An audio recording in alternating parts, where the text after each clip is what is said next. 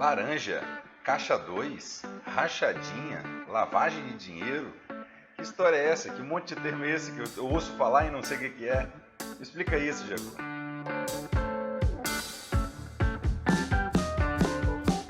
Bom, rapaziada, existem alguns jargões, alguns temas no linguajar político brasileiro que são muito comuns e têm sido veiculados por muito tempo na mídia, enfim, na imprensa de modo geral, e que a gente ouve o tempo inteiro e talvez não saiba, não faça ideia do que seja, tá? São jargões que infelizmente não deveriam estar na política, deveriam estar só no mundo do crime, de gangster, filmes americanos, né, sobre máfia italiana, mas que infelizmente permeiam a nossa vida política nos dias atuais.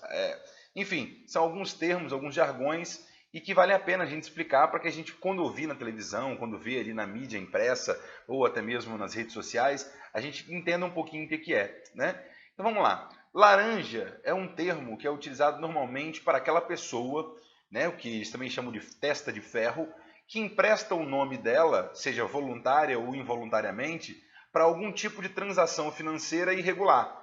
Então, por exemplo, vou fazer a venda de uma casa, ou enfim, a venda de um apartamento, de um imóvel qualquer, e aí eu não posso colocar no fisco, apresentar para as entidades fiscais, para as entidades regulamentares, que eu estou fazendo essa transação. Então eu coloco o nome de alguém comprando ou alguém vendendo aquilo ali, né? Essa pessoa empresta o nome dela, mas na verdade ela não é de fato quem está fazendo aquela operação. Ela é apenas, enfim, uma pessoa que eu estou usando o nome dela para fazer uma transação, às vezes regular, às vezes irregular. O ato em si de utilizar um laranja, né, de utilizar uma pessoa para fazer essas transações em meu nome, já é um ato irregular por si só, né? Porque normalmente as empresas ou, enfim, as pessoas políticos fazem isso, que é para escamotear, para esconder possíveis investimentos ou possíveis valores em dinheiro em seu nome. Tá? Então, utiliza-se o nome de uma outra pessoa, de uma terceira pessoa, para fazer esse tipo de transação. Outro termo muito comum que tem sido utilizado, né, na mídia de um modo geral, e a gente vê, é o termo rachadinha. Né? Alguns chamam de rachide também. O que é isso? Isso aí é muito utilizado nos gabinetes, né, de deputados, enfim, parlamentares de um modo geral, que consiste no ato de colocar um funcionário, às vezes um funcionário fantasma, né, um funcionário que não existe, ele não trabalha de verdade ali, ele coloca como um assessor, como um assessor parlamentar do seu gabinete, e esse camarada recebe o salário. Só que como ele não trabalha de verdade, como ele não executa a função de verdade, o que acontece? Normalmente ele pega aquele salário, o valor X, e divide entre ele e o parlamentar. Então o cara que é um parlamentar, ele utiliza um funcionário fantasma, né, um nome qualquer, para receber um salário de X, aquele camarada recebe uma parte desse salário e o parlamentar fica com a maior parte, né, com a maior parcela dessa combinação, deste acordo. É muito comum, isso é muito utilizado, né, infelizmente, dentro dos parlamentares, dentro da vida política brasileira. Só que esse valor em dinheiro, né, feito de transações ilegais, de repente é um caixa 2, né, eles gostam muito de chamar de caixa 2. Caixa 2 é qualquer tipo de dinheiro, qualquer tipo de quantia que não é declarada, né, aos órgãos de fiscalização, ao imposto de renda e tal. Então, muito utilizado em campanhas, né? É um dinheiro que não é declarado, é um dinheiro que não é colocado. Ele precisa de ser, esse caixa 2, esse dinheiro irregular, ele precisa de ter uma finalidade. Então, é o que eles chamam de lavagem de dinheiro.